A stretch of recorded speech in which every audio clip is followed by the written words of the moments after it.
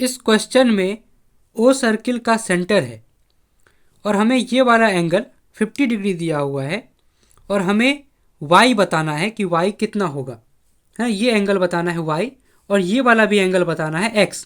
ये x और y कितना होगा हमें ये बताना है। अब हमें दिख रहा है कि ये जो a, b, c और d है ये चारों पॉइंट्स सर्किल के सर पे हैं, सर्किल के सरकमफ्रेंस पे हैं।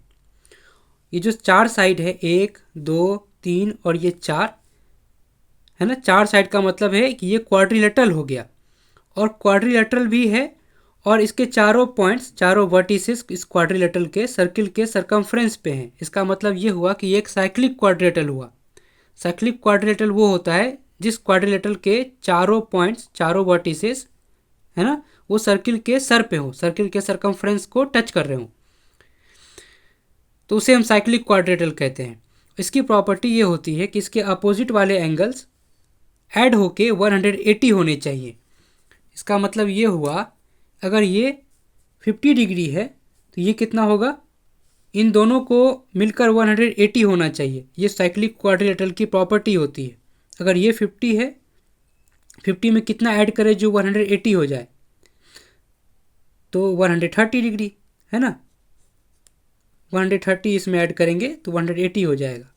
ये y हो गया 130 डिग्री। अब इतना अगर समझ में आया तो हमें ये दिख रहा है कि सेंटर से जो लाइन सर्किल के सरकमफ्रेंस तक जाती है, सर्किल के सर तक जाती है, उसे हम रेडियस कहते हैं। तो ये जो OA है वो तो सर्किल का रेडियस हो गया है ना, ये रेडियस है। और ये भी लाइन सर्किल के सरकमफ्रेंस तक गई है सेंटर से, तो ये भी रेडियस हो गया। OB भी रेडियस हो गया, OB। ये अगर दोनों रेडियस है, ये एक ऐसा ट्रायंगल हो गया, OAB एक ऐसा ट्रायंगल हो गया जिसके दोनों साइड सेम है, इक्वल हैं, दोनों ही रेडियस हैं, तो इसके अपोजिट एंगल्स भी इक्वल होंगे है ना। अगर दोनों साइड सेम है, ये सेम झुका हुआ है, ऐसा तभी पॉसिबल, इस लाइन पे तभी ऐसा पॉसिबल है।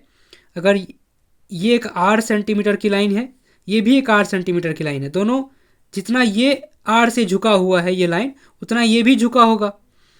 तो इसके सामने, इस आर के सामने अगर ये 50 डिग्री है तो इस रेडियस के सामने भी ये वाला एंगल भी 50 डिग्री होगा। ये भी हो गया 50 डिग्री, हाँ। ये आइसोसेलेस ट्रायंगल है, दोनों साइड बराबर हैं तो दोनों एंगल भी अपोजिट वाले इक्वल होंगे। इतना ठीक है। अब ये इस ट्रायंगल का OAB का ये जो x है ये एक्सटीरियर एंगल हो गया है ना, बाहर वाला एक्सटीरियर एंगल।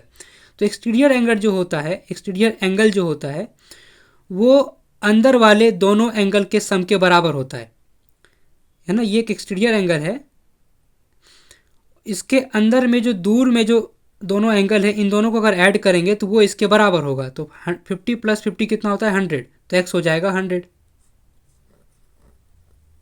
है ना। अगर ये एक्सटीरियर एंगल वाला नहीं समझ में आ रहा है तो ऐसे भी देख सकते हैं कि ट्रायंगल के तीनों एंगल्स का सम 180 डिग्री होना चाहिए।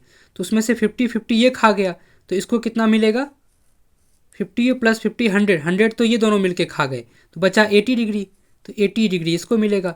और ये एक स्ट्रेट लाइन है, ये जो AD है स्ट्रेट लाइन है, तो तीनों ये पूरा टोटल जो है 180 होना चाहिए, 180, उसमें से 80 ये खा गया, तो इसको कितना मिलेगा 100 है ना, इसको 100 मिलेगा।